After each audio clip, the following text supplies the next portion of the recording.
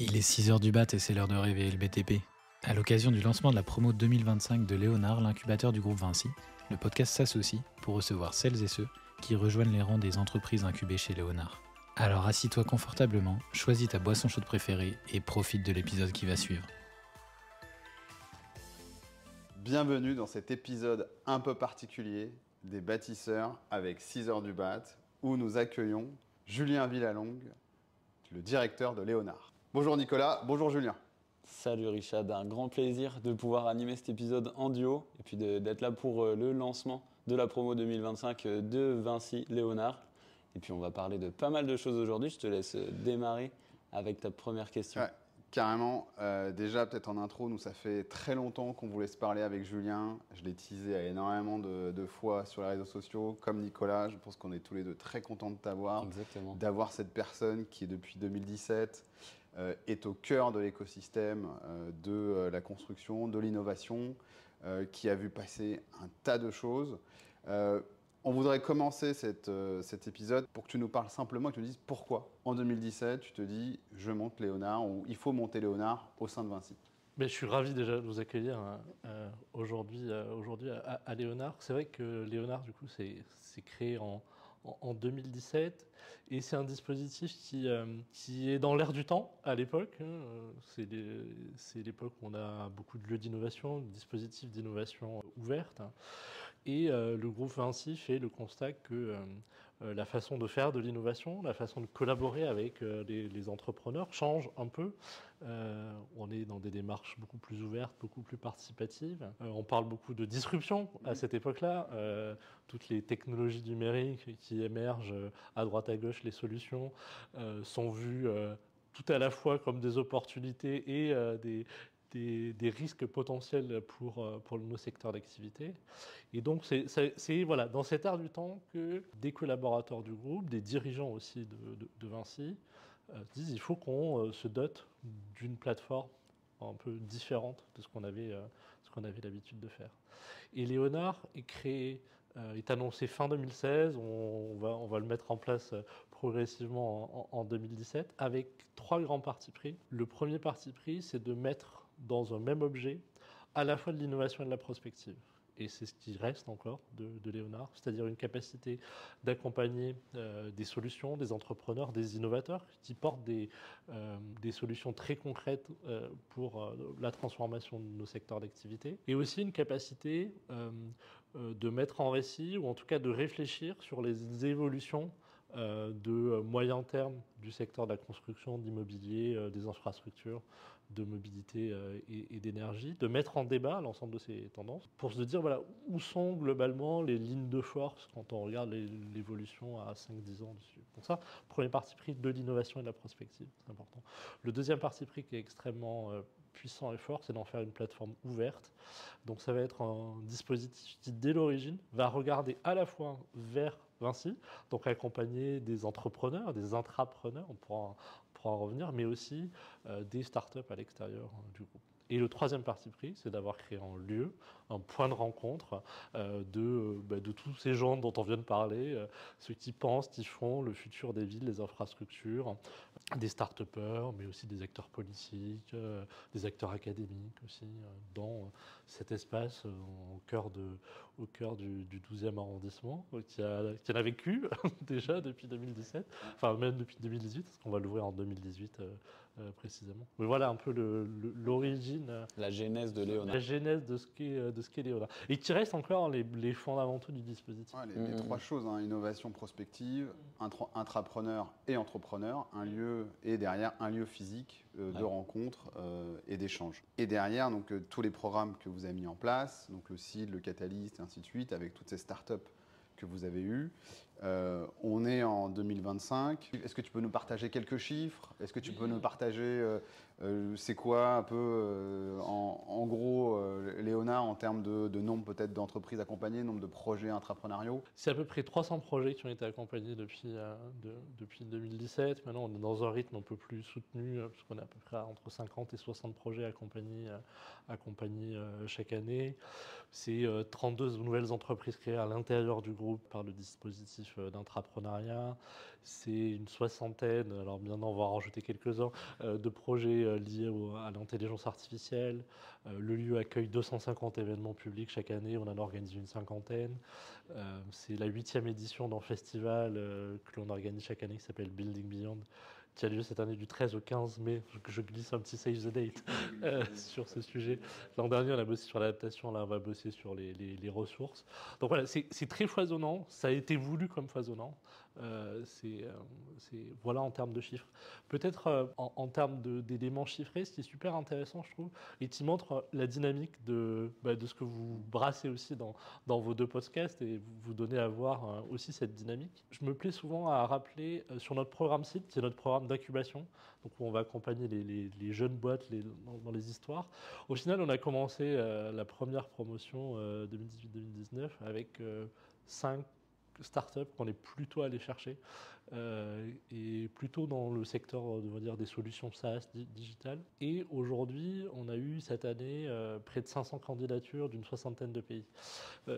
Et avec des startups qui se positionnent pas uniquement dans les solutions numériques, mais aussi dans des solutions plus hard.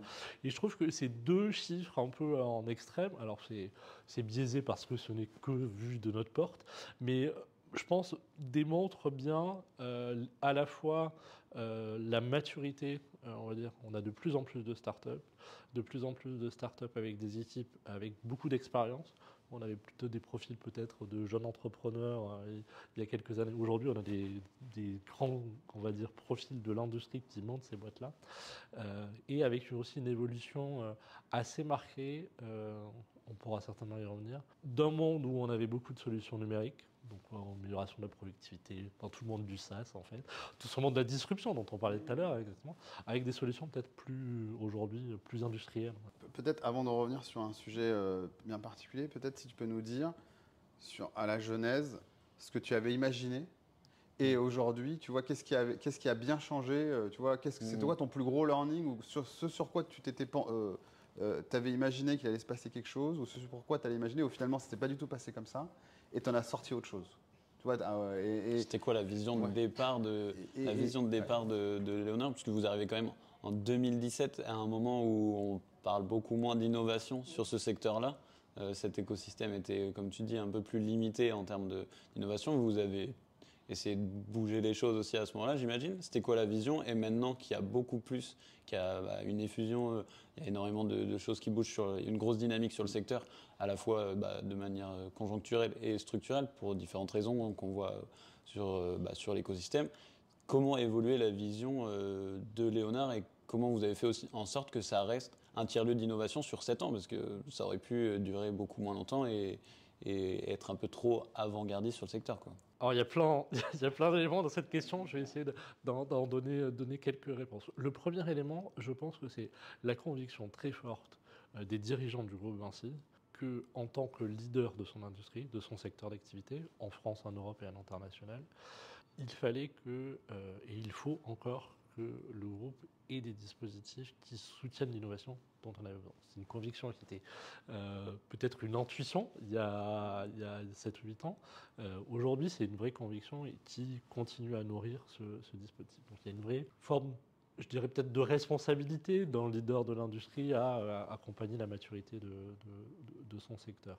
Ce qu'on avait peut-être moins vu en tout cas qui était présent, mais si je devais réécrire la copie qu'on a écrite en 2017 aujourd'hui, qui serait vraiment, je pense, la première ligne, sont les enjeux environnementaux. C'était présent dès 2017, puisque dès 2017, on va lancer un groupe de travail sur les sujets adaptation et résilience climatique, donc on a déjà cette intuition-là. Mais c'est vrai que dans l'environnement que l'on décrit, c'était peut-être moins présent. Aujourd'hui, c'est structurant. L'ensemble des impératifs environnementaux, que l'on parle d'adaptation aux conséquences du changement climatique, d'atténuation de nos impacts, des ressources, de l'eau, de la biodiversité, c'est devenu structurant. Il n'y a pas un pitch de start-up qui en tout cas, ne se questionne pas sur ces sujets-là. C'est d'ailleurs des évolutions singulièrement en Europe, peut-être peut-être plus que dans d'autres géographies, qui nourrit l'innovation. On a un champ d'innovation qui est nourri par les évolutions de la réglementation, les attentes des investisseurs, des clients, la façon aussi dont on fait notre business au quotidien. Donc ça, c'est peut-être le volet qui a peut-être le plus évolué, en tout cas dans sa centralité dans les programmes. Le groupe a lancé un programme cette année qui s'appelle Scale Up, qui va accompagner les solutions internes du groupe Vinci. Et donc Léonard va mettre la main à la pâte aussi dans ce dispositif d'accompagnement. Voilà, pour montrer que c'est quand même quelque chose de, voilà, qui est peut-être l'une des plus grandes évolutions de notre secteur d'activité sur ce volet-là. Le dernier point, c'est sur l'intelligence artificielle. En 2017, on n'avait pas forcément vu. On va rapidement le rattraper puisqu'on lance un groupe de travail en 2018. Et aujourd'hui, on voit, je pense qu'on avait pris de l'avance, puisque ça fait maintenant 6 promotions que l'on accompagne sur les solutions d'intelligence artificielle. Bien avant, on va dire, pour l'année 2023-2024, où globalement tout le monde s'est mis à en parler. Et c'est peut-être si j'avais quelques évolutions à donner sur. Et donc, du coup, dans tout ça, tu parles d'énormément d'entreprises accompagnées. Il y en a quelques-unes que tu as en tête où tu te dis le parcours qu'elles ont eu et que vous avez pu soutenir, il est vraiment marquant. Est-ce qu'il y a des souvenirs qui te reviennent de ces 7 années de Léonard et d'entreprises marquantes dans le parcours de cet incubateur? Dans les boîtes des premières promotions, notamment des boîtes intrapreneuriales, donc si on se remet du coup dans ce volet-là, il y a 3 boîtes qu'on va accompagner dès la première. On peut les citer. Hein. On va les citer. Il y a une boîte sur les déchets du bâtiment qui s'appelle Waste Marketplace. Aujourd'hui, il y a aussi une vue à l'extérieur du groupe. C'est aussi intéressant d'être. Waste Marketplace, c'est Vinci. C'était Vinci, voilà. Aujourd'hui, maintenant, ça a une vie un peu plus autonome, puisqu'il y a une stratégie de ce repositionnement à l'extérieur du groupe. Mais ça naît sur la première promotion d'entrepreneurs. On a une boîte qui s'appelle Sunmine, qui va changer de nom par la suite, mais qui va révéler le potentiel solaire de gestionnaire d'infrastructures dans le cadre de modèles, on va dire, assez innovants de gestion contractuelle pour venir financer, construire et exploiter des centrales photovoltaïques pour de l'autoconsommation d'infrastructures. Et on a une boîte qui va faire qui va s'intéresser à la résilience des infrastructures des territoires, qui s'appelle Résilience. Donc voilà 3 exemples, on va dire, dès les premières promotions, on va dire, d'objets, en tout cas de solutions, qui maintenant continuent à avoir une vie dans le dispositif. Quoi. Et tu as un exemple d'une start-up qui n'était pas Vinci, dont la solution est arrivée à être diffusée au sein de Vinci? Ben là, j'ai 3 exemples là, de solutions un peu plus récentes. Alors, on va voir ce que la nouvelle promotion nous réserve, et je pense que vous allez en interviewer certaines aujourd'hui. Mais 3 exemples qui sont assez intéressants. Il y a une boîte Craft que tu as eu, non, peut-être que je connais très bien et avec qui on travaille justement sur cette année sur pas mal de choses, donc des sujets communs. Et une boîte, une super équipe, une super trajectoire, et qui dans ce volet de digitalisation du secteur, et preuve qu'on a encore besoin de ces solutions digitales, quand bien même je peux dire qu'il y a d'autres vagues d'innovation, mais et c'est une boîte qui fonctionne tant qu'ils sont déployables chez les acteurs peut-être plus matures, enfin moins grands, on va dire. Machine 26, Machine 26, ça dépend la chaîne, là, c'est une boîte allemande et qui fait de la revente de matériel de chantier. De machines de chantier sur ce volet-là.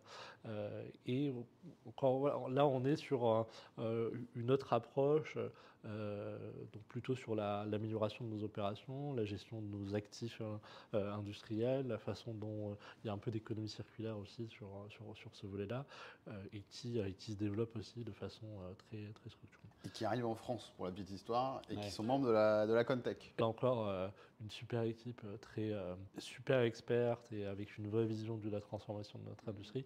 Et là où on est dans du hard, on est dans de l'objet, on est dans de la matérialité, avec des enjeux d'accompagnement de ces boîtes-là qui sont un peu différentes.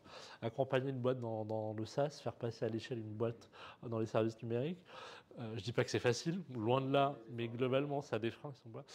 Quand on est dans un sujet où il va falloir développer des actifs industriels, des usines, enfin, on est dans des temporalités différentes, dans des types de financement qui sont différents. Et pour moi, c'est un des vrais enjeux de tout notre écosystème construction et singulièrement des matériaux et de la robotique. Ça va être notre capacité à savoir développer collectivement les dispositifs qui permettent à ces startups de passer à l'échelle, à grandir.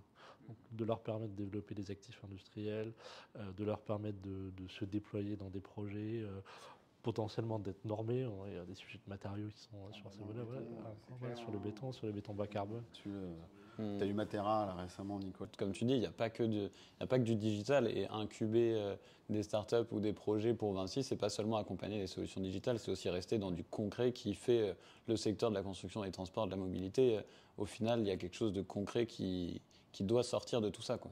Et on le voit très bien aujourd'hui quand vous regardez, quand on suit un peu le volume de capital risque, on va dire, investi dans le secteur, qui était très présent sur les solutions digitales. Aujourd'hui, ils sont de plus en plus présents sur les solutions hard, on va dire, et avec des volumes d'investissement plus importants dans ce volume, parce que c'est un peu plus demandeur.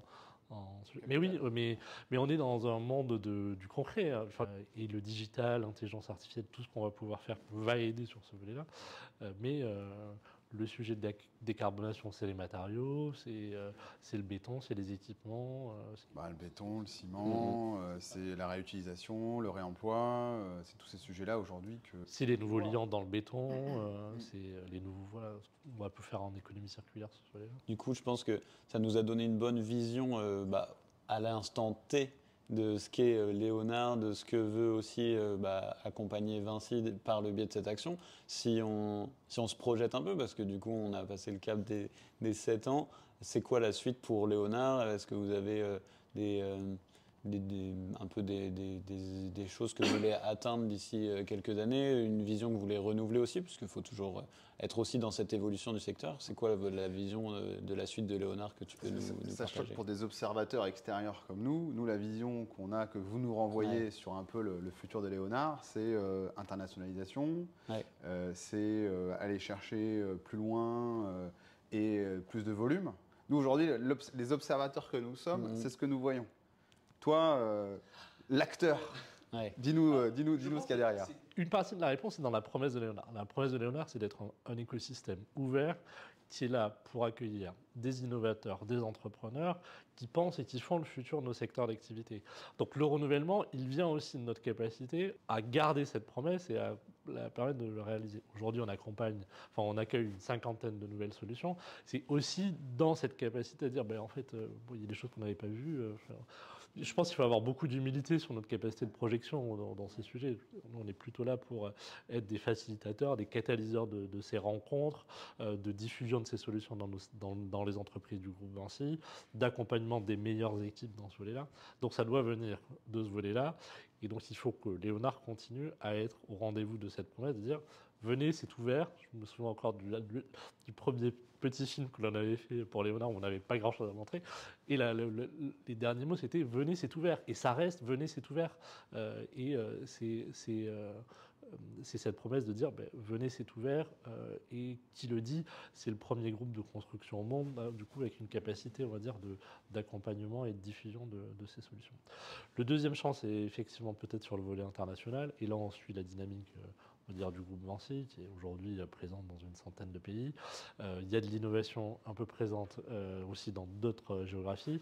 J'étais à Lima en fin d'année dernière sur la première Building Latam Fest, sur la Contech, on va dire, sur ce volet-là, où on voit aussi un écosystème qui se structure avec beaucoup d'innovateurs, avec des gens aussi passionnants dans ce volet-là. On a une start-up, c'est Spybee, qui travaille sur le marché latino-américain et qui est passionnante aussi dans ce jeu-là, avec plutôt des sujets digitales. Donc, il y a une vraie besoin de répondre à des enjeux de ce secteur d'activité, plutôt sur l'enjeu de la digitalisation. Mais on est présent au UK, en Allemagne, en Australie, en Nouvelle-Zélande aussi. Oui, l'internationalisation, être présent au final où est présent Vinci, d'une part, et où sont présents les écosystèmes d'innovation. Et après, il y a peut-être, comme tu le mentionnais juste avant, cet enjeu de passer à du financement et ou à de l'incubation de projets beaucoup plus tech au sens industriel du terme. Tout à fait. J'imagine que c'est la troisième vision un peu que tu veux nous partager. Tu as raison de bien mentionner ça. C'est vraiment en mouvement, en tout cas de fond, que l'on voit sur les 2-3 dernières années. C'est l'émergence de startups plus industrielles, singulièrement dans le secteur des matériaux et de la robotique. On va voir comment les enjeux et les solutions robotiques aussi se font une place dans nos opérations et dans nos chantiers. On a fait une petite revue, notamment au Japon, là où ils sont peut-être un peu plus avancés que nous. Bah oui, il y a Fanuc qui a des robots qui construisent des robots. Donc là, on commence à être dans des choses intéressantes. Ils ont des enjeux plutôt de renouvellement de leur masse salariale aussi. Un problème de vieillissement assez important de leur population. Donc ça aussi, ça génère ce type d'innovation. Mais oui, start-up industrielle sur les nouveaux matériaux et les enjeux de robotique. Je pense qu'on va pouvoir conclure cet entretien. Merci Julien d'être venu.